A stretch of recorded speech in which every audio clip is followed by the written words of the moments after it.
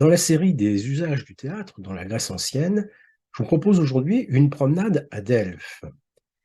Delphes, c'est un lieu où nous pourrons réfléchir ensemble à la fonction du théâtre, à la fonction du spectacle, à la fonction du bâtiment dans le sanctuaire de Delphes, qui est situé donc en Phocide, à une centaine de kilomètres à l'ouest d'Athènes, et qui est donc le troisième des théâtres que nous visiterons dans cette série des usages du théâtre. Delphes, c'est un très beau panorama, c'est un très beau site, et le thème qui va orienter la promenade, eh bien, c'est le thème des festivals. C'est-à-dire que nous allons nous efforcer d'écouter les sons de Delphes tels qu'ils ont pu être émis autrefois. Delphes, c'est donc un très beau panorama, c'est un site accroché au flanc du mont Parnasse, euh, très composite. Il y a plusieurs sanctuaires en fait. On voit en contrebas le site d'Athéna, le sanctuaire d'Athéna, en avant du sanctuaire, Athéna Pronéa. Euh, on peut repérer aussi dans le téménos du sanctuaire plusieurs autels à plusieurs divinités, mais la divinité principale qui est honorée à Delphes, c'est Apollon. Euh, Apollon est, si l'on peut dire, en résidence à Delphes. Apollon est l'un des dieux majeurs du panthéon grec. Il est pourvu d'un certain nombre d'appellations, ce que les spécialistes appellent des épiclèses. Il est le brillant, il est le conducteur des muses, il est le fondateur des villes, il est le dieu à l'arc d'argent, il est celui qui éloigne le mal, il est celui qui ne répond pas directement à la question qu'on lui pose. La figure d'Apollon est une figure riche, variée, nuancée, contradictoire même parfois. Apollon est le dieu de la lumière, le dieu de l'harmonie, le dieu de l'ordre, de la raison, le dieu guérisseur, mais c'est aussi le dieu qui peut donner la mort. Et il peut frapper avec ses flèches et donner la mort de ce fait. C'est le dieu de la musique, c'est le dieu du chant.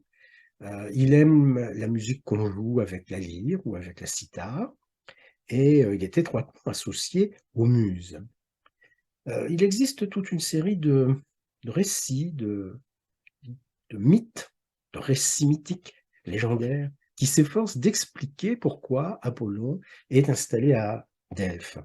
Apollon est né à Délos, et je ne vais pas présenter les différentes étapes de, si l'on peut dire, l'histoire d'Apollon, mais Apollon est né à Délos et il a choisi comme résidence le site de Delphes.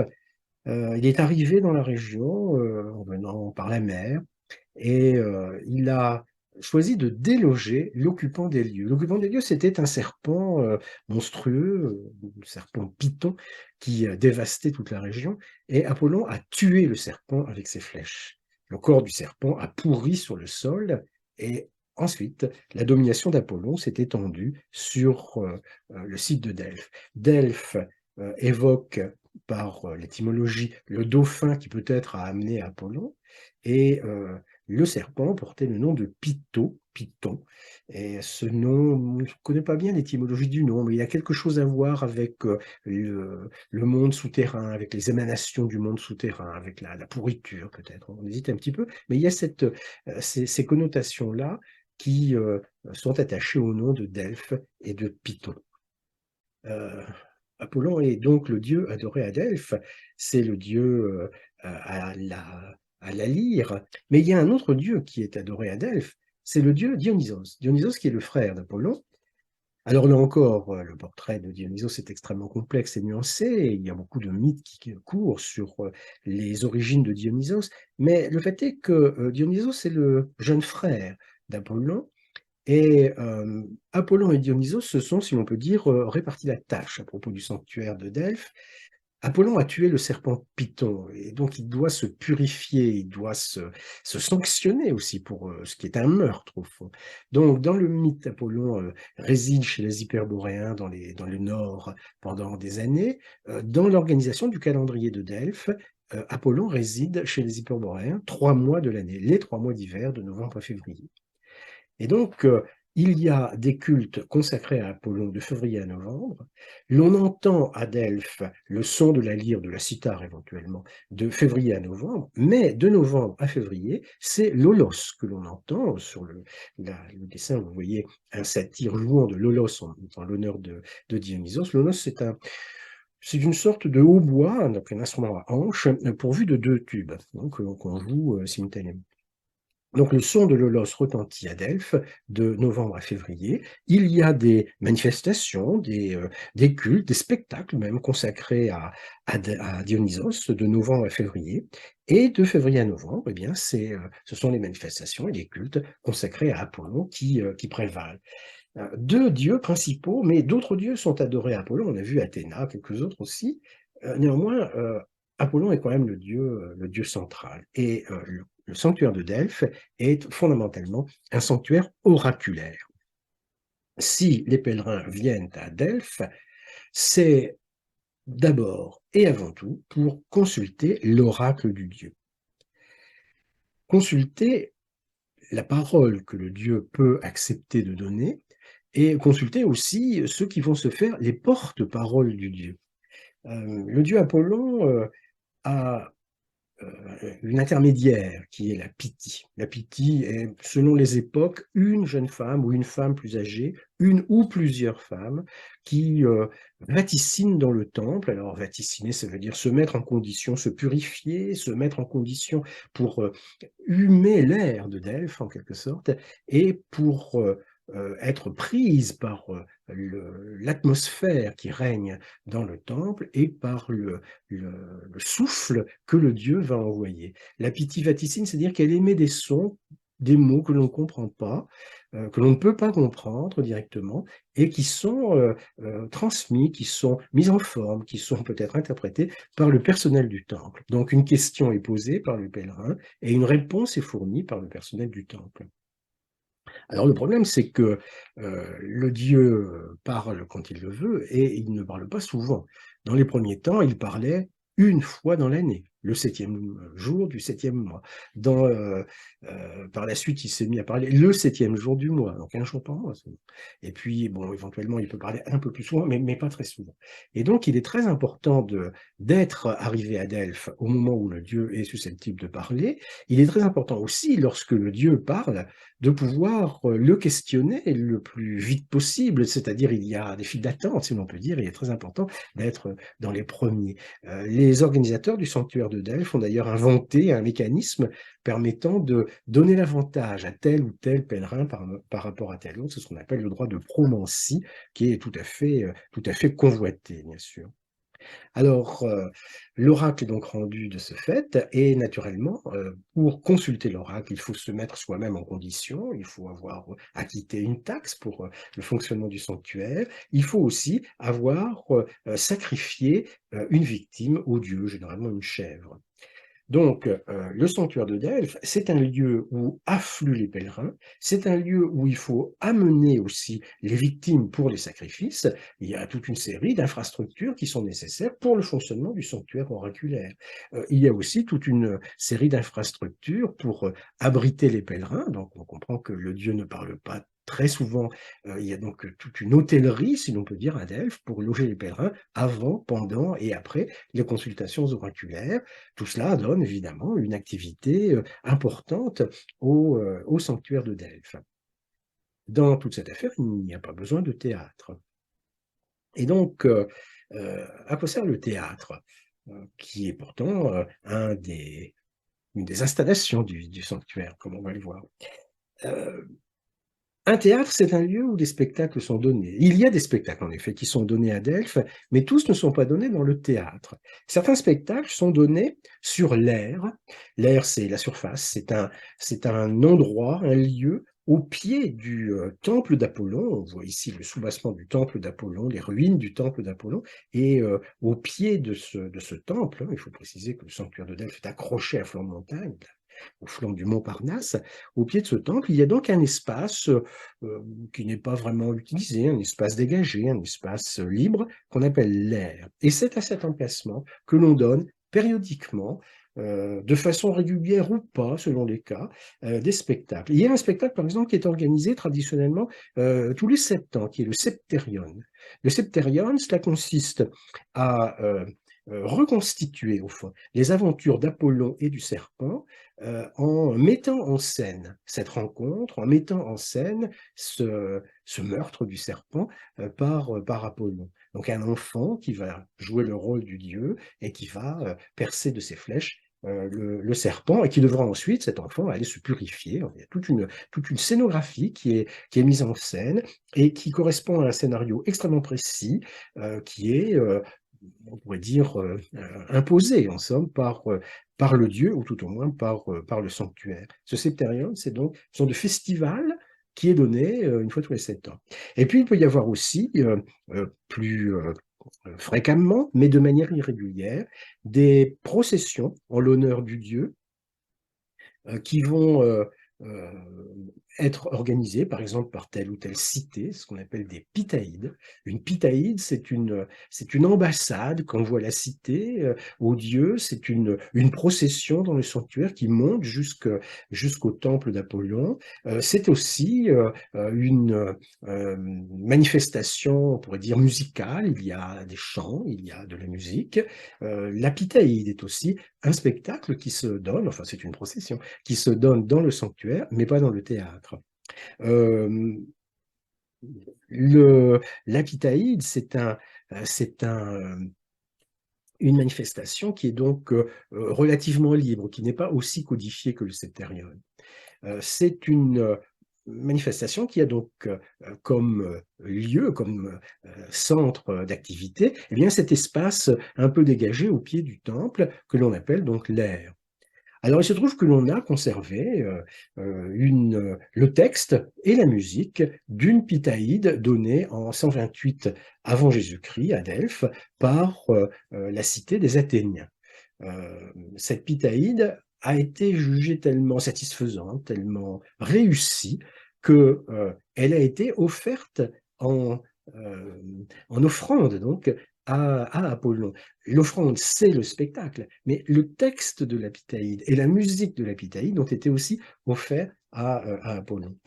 Une offrande qui n'est pas susceptible de se dégrader quand on la consacre au Dieu comme une victime sacrificielle, une offrande pérenne, comme on dit, une offrande est rangée dans le sanctuaire, dans de petits bâtiments qui sont construits par certaines cités, afin de ranger précisément ces offrandes pérennes au Dieu, ce qu'on appelle un trésor. Ce que l'on voit là, c'est le trésor des Athéniens, le trésor de la cité des Athéniens, qui avait été construit à Delphes et qui a été reconstruit à la fin du 19e siècle, qui a été relevé.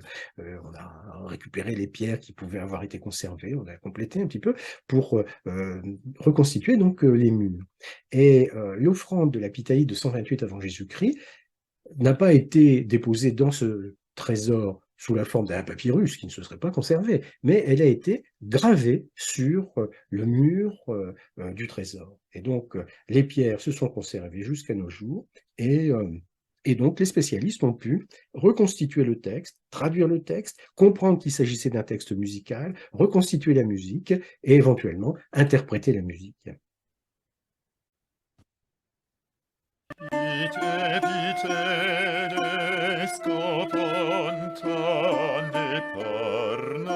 Parnassian, dicaripon creitin hymnon, catarchete demon, pierides caini tobolus petras, naet heliconidas, mel petere pitian, chryseo caetan, hecaton eriran, Phaebon on edicte latum macaira paralimna quita, her siglau casilaias, figusos danen agoniais,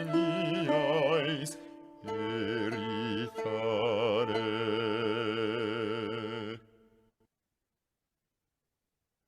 Voilà, donc nous avons entendu un petit morceau de cette musique qui avait été composée par l'Hyménios d'Athènes en 128 avant Jésus-Christ en l'honneur, disons, du dieu Apollon. Voilà le genre de spectacle que l'on donne à Delphes, mais pas dans le théâtre, que l'on donne à Delphes sur l'air. Et cette aire, donc, cette surface, c'est un lieu vraiment très, très important, très sacré, on pourrait dire, lorsque, par exemple, au début des guerres médiques, donc au début du 5e siècle avant Jésus-Christ, les Perses se sont emparés du sanctuaire de Delphes et ont brûlé le temple. Ils ont brûlé en même temps le contenu du temple, notamment les statues chryséléphantines qui s'y trouvaient, statues d'Apollon en particulier. Eh bien, cette statue d'Apollon, endommagée par le feu, pas complètement détruite, mais endommagée par le feu, qu'est-ce que l'on peut en faire après que les Perses soient partis et après que le feu a été éteint? On ne peut pas jeter une statue divine, bien sûr. Donc on l'a enterrée pieusement sur l'air, on a soulevé les dalles et on a enterré les statues à cet endroit-là. Et les archéologues de la fin du 19e siècle ont retrouvé ces statues chryséléphantines brûlées. Elles sont maintenant présentées, comme vous voyez, au musée de Delphes. Donc, dans une bonne partie de l'activité du sanctuaire de Delphes, que ce soit la pratique oraculaire ou que ce soit les spectacles que sont l'épithaïde ou le septérion, le théâtre n'est pas utile. Le théâtre n'a pas de fonction, n'a pas de raison d'être. Et pourtant, il existe. Il occupe une partie du Téménos, une partie de ce sanctuaire, donc entouré par un mur.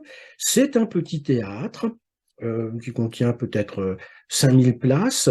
Pour donner une idée, le théâtre de Dionysos pouvait contenir peut-être 15 000 places à Athènes, au moment de sa plus grande extension. Le théâtre d'Épidore peut-être 12 000.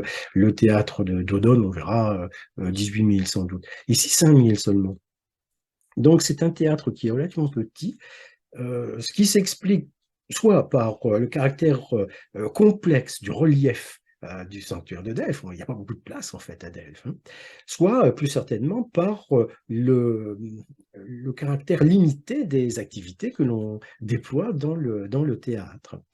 D'autre part, comme on le voit, c'est un théâtre qui n'est pas en très bon état aujourd'hui, donc c'est un théâtre qu'on n'utilise pas pour y organiser des spectacles aujourd'hui.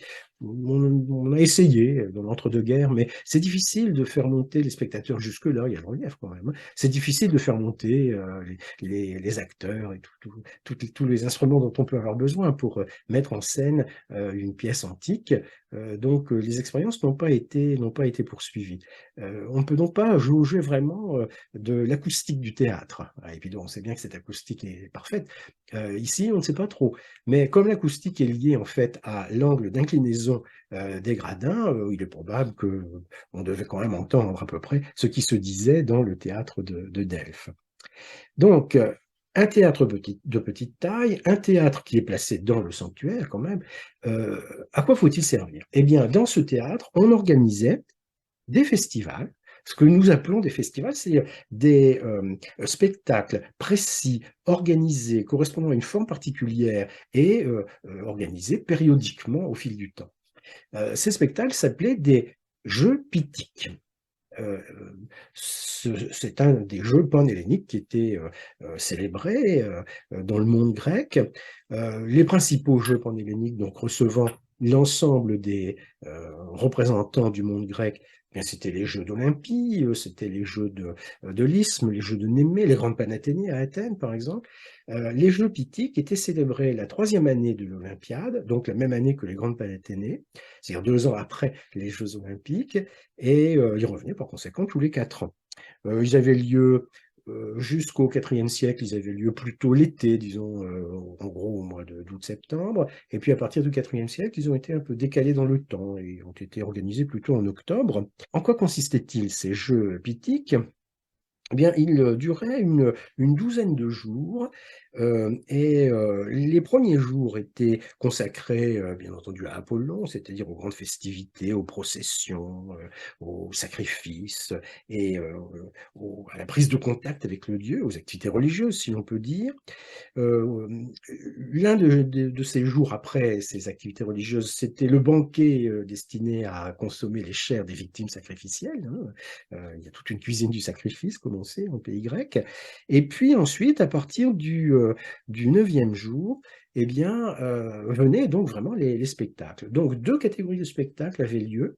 Les spectacles qui étaient organisés dans le théâtre, c'était, et c'est ce qui faisait la renommée des concours de Delphes, c'était les concours musicaux, les concours artistiques. De grands artistes venaient à Delphes. De grands artistes venaient réciter leurs œuvres, venaient jouer de la musique, venaient montrer leur talent, venaient faire la preuve de leur talent et venaient recueillir aussi les acclamations du public. Des artistes qu'on pourrait qualifier de professionnels, à qui était remis une sorte de cachet, on pourrait dire, c'est-à-dire voilà, une rétribution relativement consistante, relativement importante. Et ces artistes pouvaient jouer de la lyre, ils pouvaient jouer de la cithare, ils pouvaient jouer éventuellement de l'aulos, mais lyre et cithare surtout.